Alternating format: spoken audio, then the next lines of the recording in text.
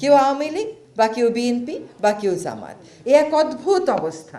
এটা ঠিক যে we probably could be proactive, কারণ আমাদের যেহেতু আগে থেকেই এই হুমকিটা ছিল। এই যারা আগুনটা দিয়েছে তারা আমাদের আসলে কমন প্রতিপক্ষ।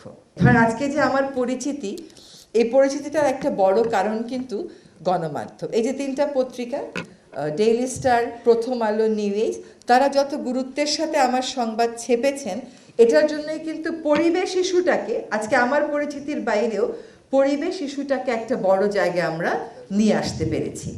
তো তাদেরকে সেজন্য ধন্যবাদ জানাই এবং একদম মন থেকে সহমর্মিতা জানাই যে ঘটনাটা সেদিন ঘটে গেছে। সেজন্য এখানে একটু আমি সেলফ ডিফেন্সিভ হচ্ছি না, শুধু একটুখানি আমাদের ব্যাখ্যাটা দিই।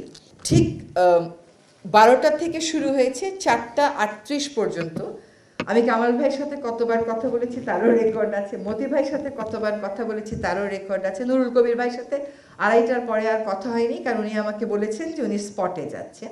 এটা ঠিক যে we probably could be proactive, কারণ আমাদের যেহেতু আগে থেকেই এই হুমকিটা ছিল।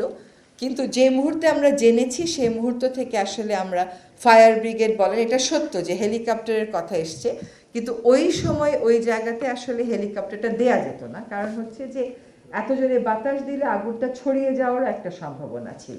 অনেকে ফোন করে বলছিলেন যে কাঁদানে গ্যাস কেন দিচ্ছে না, সেটারও উপায় ছিল না, কারণ তাতেও ফায়ার আসলে অ্যাগ্রাভেট করার সম্ভাবনা ছিল। আমাদের যেটা প্রাইম টার্গেট ছিল যে ওই সময় যে 28 জন ছাদে আটকা পড়েছেন, কোনো রকম ক্যাজুয়ালিটি ছাড়া তাদেরকে ওখান থেকে বের করে আনা। এবং আপনারা জানেন যে 2 দফায় ওখানে অগ্নিকাণ্ড হয়েছে। প্রথম দফার পরে আমরা আশান্বিত হয়ে গেছিলাম যে কন্ট্রোল করতে পেরেছি, কিন্তু দ্বিতীয় দফায় যখন আবার হয়েছে আমরা কিন্তু সত্যি শঙ্কিত হয়ে গেছিলাম। এবং তারপরে ফায়ার ব্রিগেডের লোকেরা যখন আশ্বস্ত করলো যে তাদের লোকেরাও ছাদে আছে ওদের সাথে, তখন মোটামুটি একটা স্বস্তি পেলাম। 4:37-এ তাদেরকে নামানো হয়েছে এবং তারপরে 4:38-এ আমরা আসলে আমাদের মধ্যে ফোন আলাপটা বন্ধ হয়েছে। ফলে নির্লিপ্ত এই কথাটা বলবো না, হয়তো প্রোঅ্যাক্টিভ যেটুকুন হওয়ার কথা ছিল সেটুকুন না হওয়াতে এই গণমাধ্যমগুলোর যেমন ক্ষতি হয়েছে, আমাদেরও কিন্তু তেমন ক্ষতি কম হয়নি। আমরা সরকার হিসাবেও এই ক্ষতিটা নিজেরাও উপলব্ধি করি এবং আমরা সত্যি সত্যি মর্মাহত। এবং আমাদের প্রধান উপদেষ্টা নিজেই আসলে মানে এইটা আসলে আমাদের ধারণার মধ্যেও ছিল না। এবং এখানে আরেকটা কথা একটু বলি, এই যারা আগুনটা দিয়েছে তারা আমাদের আসলে কমন প্রতিপক্ষ। আপনার যদি কারো মতামত পছন্দ না হয়, আপনি ভিন্ন মতের একটা পত্রিকা খোলেন, আপনার পত্রিকাকে আপনি জনপ্রিয় করে তোলেন। আপনি সেটা না করে যে পত্রিকাতে একটা আগুন লাগিয়ে দিবেন আর মনে করবেন আপনার সমস্যার সমাধান হয়ে গেল, এটা তো হতে পারে না। আমরা যদি সত্যি আবার জুলাই আগস্টে ফেরত যাই, এই প্রথম আলো, ডেইলি স্টার, নিউ এজ, এই 3টা পত্রিকাই কিন্তু ওই সময় আন্দোলনের খবরগুলো ছাপাচ্ছিল।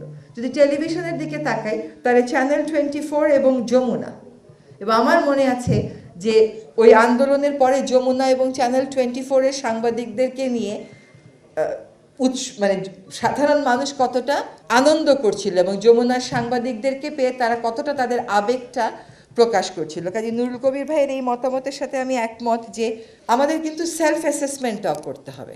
যেদিন থেকে দায়িত্ব নিয়েছি সেদিন থেকেই দেখেছি যে প্রতিটা মানুষের একটা রাজনৈতিক পরিচয় আছে, কেউ আওয়ামী লীগ বা কেউ বিএনপি বা কেউ জামাত। এ এক অদ্ভুত অবস্থা। মানে কাউকে আমি দেখিনি যে এই মতামতের মানে আপনি সে তার হয়তো নেই, কিন্তু তার প্রতিপক্ষ তাকে ঘায়েল করার জন্য একটা রাজনৈতিক ট্যাগ দিয়ে দিবে, কিংবা তার নিজেরই আছে। তো সেখানেই আমি আসলে বস্তুনিষ্ঠতা আর নিরপেক্ষর দাবিটাকে অস্বীকার করতে পারি না।